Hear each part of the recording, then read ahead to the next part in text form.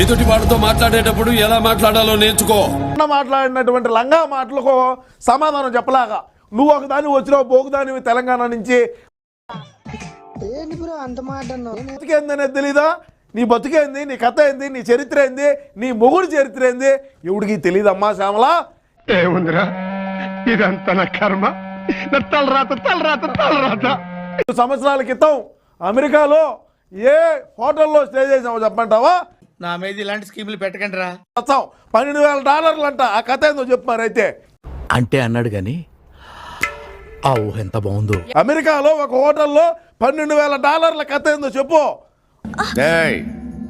గిల్లితే గిల్లించుకోవాలి, అరవకూడదు. ఆ ఒక TV reporter కూడా చెప్పినాడు నాకు 5 ఏళ్ల క్రితం. దీనికేం చెప్తాము? నేను షెడ్యూల్ చూసాను రా, సూపర్ క్వాలిటీ.